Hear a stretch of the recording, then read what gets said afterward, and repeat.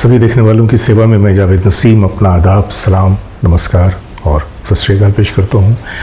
और दोस्तों, आज आपको लिए चलता हूँ सन 1960 में।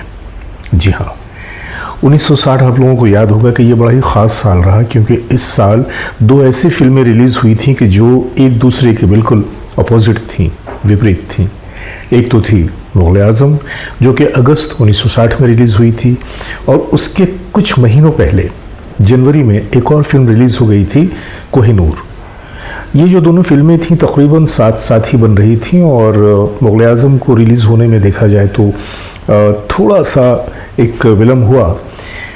अब मुग़ल आज़म की जो स्टोरी थी, मेरा ख़्याल है कि मेरे तमाम व्यूअर्स में से मुग़ल आज़म फ़िल्म को तो तकरीबन 99.9% लोगों ने देखा होगा। हिंदुस्तानी तारीख़ में आज तक ऐसी खूबसूरत फिल्म तो बनी ही नहीं। और इसमें ख़ास तौर से मुग़ल दौर के जिस अंदाज़ को दिखाया गया था, वो जो बादशाहत का दौर था, वो जो मुग़लियों का अंदाज़ था, वो तो वाकई उसके डायलॉग्स, उसकी प्रेजेंटेशन, उसका एक एक फ्रेम कि आसिफ साहब ने इतनी मशाक़ी के साथ पेश किया था कि फिल्म बिल्कुल जाकर दिल को लगती है। प्यार किया तो डरना क्या, प्यार किया तो जिंदाबाद जिंदाबाद जिंदाबाद जिंदाबाद। सलीम, तुझे बदलना होगा। हमारा हिंदुस्तान कोई तुम्हारा दिल नहीं कि लौंडी जिसकी मलका बनी। और जैसा कि आप जानते हैं कि उस फिल्म में शहजादा सलीम का रोल अदा किया था दिलीप कुमार साहब ने, साथ ही मधुबाला, पृथ्वीराज जी, दुर्गा खोटे जी, अजीत साहब। लेकिन दिलीप कुमार साहब के साथ एक बात ये थी कि ये जो कहा जाता है कि मेथड एक्टिंग के वो शहंशाह थे, तो ये बात तो बिल्कुल अपनी जगह पर सही है। और दिलीप साहब का एक अंदाज़ था, एक उनकी तबीयत ऐसी थी कि जब भी वो किसी कैरेक्टर को करते थे तो वो बिल्कुल उस कैरेक्टर के अंदर यूँ उतर जाते थे कि वो अपना सरापा भूल जाते थे, अपने आप को भूल जाते थे। मुग़ल आज़म करते वक्त भी उनको यही दुश्वारी आई कि उन्होंने उस सलीम के कैरेक्टर को इतना ज़्यादा अपने अंदर उतार लिया कि वो ख़ुद को ही बिल्कुल शहज़ादा समझने लगे। अब इधर दूसरी तरफ एक और फिल्म, उसकी भी तैयारियां चल रही थी। ये थी एस.यू. सनी साहब की कोहिनूर। कोहिनूर के प्रोड्यूसर थे वी.एन. सिन्हा साहब। अब ये जो फिल्म थी, इस फिल्म का मामला ये हुआ कि प्रोड्यूसर चाहते थे ये हल्की फुल्की फिल्म है, और मुग़ल आज़म तो पहले ही बन चुकी थी। उसके बाद कोहिनूर की शुरुआत हुई थी, हालांकि रिलीज़ कोहिनूर पहले हो गई। मैंने आपको बताया ना कि जनवरी में कोहिनूर रिलीज़ हुई और अगस्त में मुग़ल आज़म रिलीज़ हुई। हालांकि शुरुआत तो मुग़ल आज़म की तो बहुत सालों पहले हो गई थी।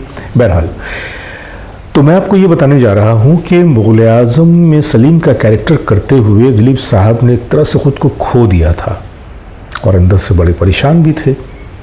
इस छवि से निकलने के लिए, इस इमेज से बाहर निकलने के लिए वो सोच रहे थे कि क्या करें। कैसे में उनके सामने वी.एन. सिन्हा साहब की प्रोड्यूस की हुई फिल्म, जिसे एस.यू. सनी साहब ने डायरेक्ट किया था, और एस.यू. सनी साहब वो दिलीप साहब को बहुत पसंद करते थे, और एस.यू. सनी साहब की ख्वाहिश होती थी कि उनकी हर फिल्म में दिलीप साहब हो। तो एस.यू. सनी साहब ने इनसे बात की और कहा कि ये जो कहानी है, ये कहानी बहुत ही हल्की फुल्की सी तफरीही फिल्म है। इसमें एक गायक है और बस बड़े प्यारे प्यारे गाने गाता है, कॉमेडी करता है, मजाक करता है। ये एक तफरीही फिल्म है जो कि बहुत ही खूबसूरत गानों से सजी हुई है, और इसमें यह कैरेक्टर आपको करना है। तो पहले तो दिलीप साहब ने सोचा कि भाई ये कैरेक्टर जो मैं मुग़ल आज़म की बात करूँगा तो पता नहीं लोग इस कैरेक्टर को एक्सेप्ट करेंगे या नहीं करेंगे। उन्होंने स्टार कास्ट के बारे में मालूम किया, तो फिर सनी साहब ने बताया कि इसमें जीवन है, मुकरी हैं, आपके साथ मीना कुमारी जी हैं। अब मीना कुमारी जी का मामला ये था कि बजाते खुद वो भी ट्रेजेडी क्वीन थी। एक तरफ तो ट्रेजेडी किंग थे, दूसरी तरफ ट्रेजेडी क्वीन थी, और ये क्वीन और किंग अपने उस पैराए से निकलकर, अपनी उस इमेज से निकलकर दोनों ही कुछ करना चाहते थे जो तफरीही हो। तो दिलीप साहब ने कहा कि भाई ये तो बहुत अच्छी स्टार कास्ट है, और संगीतकार जो थे वो नौशाद साहब थे, गीतकार शकील बदायूनी साहब थे। तो ये जो एक टीम थी, ये बड़ी एक मुकम्मल, एक बड़ी ही खूबसूरत टीम थी, क्योंकि मोहम्मद रफ़ी साहब, नौशाद साहब, दिलीप साहब, शकील बदायूनी साहब, ये इन चार लोगों का जो एक मुरब्बा था, एक जो चौकोर था, ये इतना मजबूत था कि इसका हर कोना बिल्कुल बराबरी के साथ। अगर हम गायकी की बात करें तो रफ़ी साहब, संगीत की बात करें तो नौशाद साहब, अदाकारी की बात करें तो दिलीप साहब, और लिखने की बात करें तो शकील बदायूनी साहब। तो इस तरह से फिल्म की शुरुआत हुई। बड़े प्यारे प्यारे गाने नौशाद साहब ने बनाए, और नौशाद साहब का तो ये खासा रहा है कि उन्होंने जिस तरह से हिंदुस्तानी फोक म्यूज़िक को प्रमोट किया, और वो जो गांव की संगीत को लेकर वो फिल्मों में आए, तो वो तो अपने आप में कमाल है। इससे हटकर भी नौशाद साहब ने रफ़ी साहब की आवाज़ का जिस तरह से अपनी कंपोजिशन में इस्तेमाल किया है, उसकी तो मिसाल नहीं मिलती। बहरहाल, तो ये जब फिल्म शुरू हुई तो शुरू होने के बाद इसके संगीत का काम शुरू हुआ, गानों की रिकॉर्डिंग वगैरह शुरू हुई। एक गीत पे आके मामला अटक गया। जब वो वीएन सिन्हा साहब ने उस गीत को सुना तो कहा कि ये गीत कुछ जम नहीं रहा है, और उनका रीज़न उन्होंने ये बताया कि ये जो गीत है ये बिल्कुल क्लासिकल राग पे बेस किया गया है, और फिल्म का ये गाना है, और फिल्म के गाने को जब तफरीही फिल्म है तो हल्के फुल्के अंदाज में ही रहना चाहिए, और आपने ये जो इतने कड़े राग हमीर पे ये जो धुन बना दी है, तो मुझे नहीं लगता कि ये गाना चलेगा। ऐसा करते हैं कि इस गाने को फिल्म में नहीं रखते। अब इस गाने का मामला ये था कि इस गाने को शकील बदायूनी साहब ने बड़ा ही खूबसूरत अंदाज में, कृष्ण भजन के अंदाज में लिखा था। दूसरी तरफ नौशाद साहब ने बहुत ही बारीकी के साथ और बहुत ही चाबुकदस्ती के साथ उन्होंने उसकी धुन बनाई थी। रफ़ी साहब से उन्होंने कई दिन तक प्रयास करवाया था, और इतना ही नहीं, उसमें एक प्रोपोर्शन को जो है वो गाने के लिए उन्होंने उस्ताद नियाज़ अहमद खान साहब की खिदमत हासिल की थी। तो इस तरह से ये एक ऐसा गीत था कि जिस पे बड़ी मेहनत की गई थी, और वीएन सिन्हा साहब ने कहा इस गाने को फिल्म से निकाल देते हैं। ये जो मीटिंग हो रही थी, जब इस गाने को सुना जा रहा था, तो नौशाद साहब ने कहा कि देखिए मैंने इस गाने पे बड़ी मेहनत की है, और मुझे लगता है कि ये गाना बहुत कामयाब होगा और लोग इसे बहुत ही पसंद करेंगे, क्योंकि ये गाना थोड़ा अलग है, लोगों को पसंद आएगा, और इसमें मैंने पसंद आने की बहुत सारी चीज़ें उनका मैंने ख्याल रखा है। राग हमीर में है तो क्या हुआ, लेकिन आप ये देखिए कि प्रेजेंटेशन कैसी है, और रफ़ी साहब ने कितना इसको खूबसूरत गाया है। मैंने बड़ी मेहनत की है इस पर। लेकिन जब वीएन सिन्हा साहब थोड़े से उन्होंने एतराज़ के मूड में थे कि नहीं मुझे पसंद नहीं आ रहा है, आप नौशाद साहब हटा दीजिए, इसे क्या करना, इतने सारे गाने तो हैं फिल्म में, 10 गाने, अगर एक गाना ना भी हुआ तो क्या होगा। तो रफ़ी साहब ने वीएन सिन्हा साहब से क्या कहा, आइए मैं अच्छी कहानी में आपको वही बताने जा रहा हूं, लेकिन बने रहिए हमारे साथ और देखते रहिए अपना मनपसंद चैनल सिनेमाया।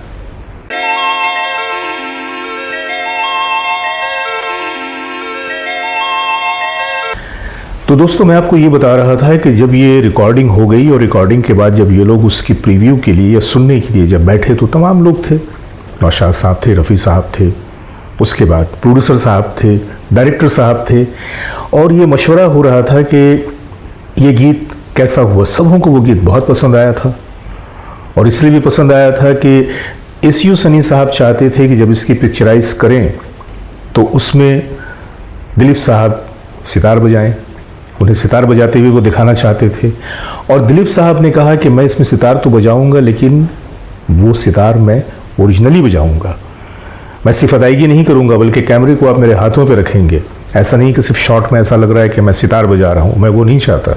मैं चाहता हूँ कि मेरी उंगलियाँ किस तरह से सितार पे चल रही हैं, देखने वाले वो भी देखें। और फिर उसके बाद उन्होंने एक सितार नवाज उस्ताद हलीम जावेद साहब, उससे उन्होंने बाकायदा 6 महीनों तक उस पोर्शन की तालीम हासिल किया, और दिलीप साहब ने उस शूटिंग के दौरान बाकायदा उस सितार को बजाया। ये तो खैर बात की बात है, मैं अभी आपको बता रहा हूँ कि स्टूडियो में क्या हुआ। तो जब पैदर पे इन्होंने एतराज़ किया और कहा कि मैं चाहता हूँ कि इस फिल्म से इस गीत को हटा दिया जाए, तो नौशाद साहब तो कोशिश कर रहे थे उन्हें मनाने की, लेकिन ये जब उन्होंने नौशाद साहब को एक तरह से नाकार दिया, तो रफ़ी साहब को अचानक थोड़ा सा उनका मूड ख़राब हुआ, और रफ़ी साहब ने कहा कि देखिए सिन्हा साहब, हम लोगों ने इस गीत पे बड़ी मेहनत की है, और ये म्यूज़िक का काम है, और हमें इस बात का पूरा यकीन है कि ये गीत बहुत खूबसूरत बना है और लोगों के दिल को छू लेगा। और आप एक काम करें, अगर ये गीत नहीं चलता है तो इसे फिल्म से हटा दिया जाएगा और जितना भी आपकी रिकॉर्डिंग का और शूटिंग का खर्च होगा ना, वो मैं अदा करूँगा। जब सिन्हा साहब ने ये बात सुनी कि भाई रफ़ी साहब जो बोलते ही नहीं थे किसी मामले में, अचानक जब उन्होंने इतनी बड़ी बात कह दी तो वो भी सोचने के लिए मजबूर हो गए। और फिर ये हुआ कि उस गीत को रखा गया। दिलीप साहब ने उस पर अपनी उंगलियां चलाई, अपने सितार बजाए। हालांकि कहते हैं कि जब सितार सीख रहे थे वो, तो उस पोर्शन को, सितार के उस पार्ट को सीखते हुए दिलीप साहब की उंगलियां ज़ख्मी हो गई थी, क्योंकि 6 महीनों तक उन्होंने लगातार तारों पे अपनी उंगलियां चलाई थी और उस वक्त तक उनकी चमड़ी इतनी मजबूत नहीं हुई थी कि सितार के तारों की जो एक वो है धार, उसको वो बर्दाश्त करती, लिहाजा उनकी उंगलियां तक ज़ख्मी हो गई थी। लेकिन दिलीप साहब ने इस गीत को इतनी शिद्दत से अदा किया कि देखने वालों को स्टेज पे मज़ा आ गया। और इस पे जो रक़्स था वो भी कमाल का था। मुखरी साहब की जो कॉमेडी थी वो भी अपनी इंतहा को पहुंची हुई थी। और ख़ास तौर से ये हुआ कि कोहिनूर देखने वालों को याद होगा, इसमें एक बहुत ही मज़ेदार ज़बान का इस्तेमाल किया गया था। जो डायलॉग्स थे वो एक अलग तरीक़े से उसे लिखे गए थे, जिसमें बड़ा ह्यूमर था, बड़ा ही मज़ा था, सुनने वालों को बड़ा मज़ा आता था।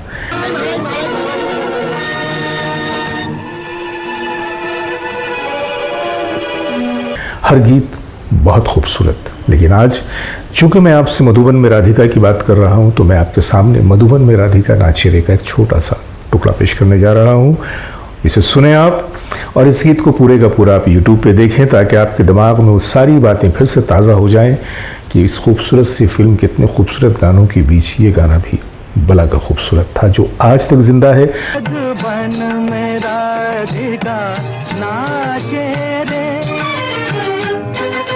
और मैं आपको बताऊं कि रफ़ी साहब जब भी अपने शोज़ में जाते थे, यहाँ तक कि जब उन्होंने दूरदर्शन पे भी शो किया, तो तकरीबन अपने हर शो में 2 गाने तो उनके बिल्कुल होते ही होते थे। एक तो दुनिया के रखवाले, जिसकी फरमाइशें आती थीं, और दूसरा ये गीत था मधुबन में राधिका नाचे रे।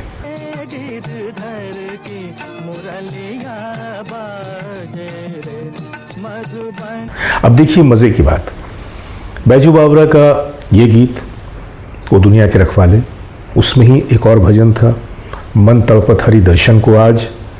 उस गीत को भी नौशाद साहब ने स्वरबद्ध किया था, रफ़ी साहब ने गाया था, शकील बदायूनी साहब ने लिखा था। ये जो गीत है, जो कृष्ण भजन है, इसे भी रफ़ी साहब ने गाया, शकील बदायूनी साहब ने लिखा और नौशाद साहब ने स्वरबद्ध किया। तो ये है हमारे देश की खूबसूरती। ये महज गाने नहीं हैं, इन गानों में कहानी छुपी हुई है। ये कहानी और ये जो गाने हैं, ये हमें बताते हैं कि मोहब्बतों का जो हमारे आपसी रिश्ते का जो लेवल था वो क्या था, और हम एक धर्म का होने के बावजूद, एक मज़हब का होने के बावजूद भी दूसरे धर्म के लिए कितनी श्रद्धा रखते थे, कितनी मोहब्बतें रखते थे, और किस तरह से उसे हम एक्सप्रेस करते थे।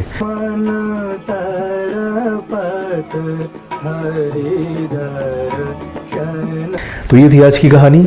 उम्मीद करता हूँ कि आज की कहानी भी आप लोगों को पसंद आई होगी। तो बस आइए सुनते हैं उस छोटे से टुकड़े को।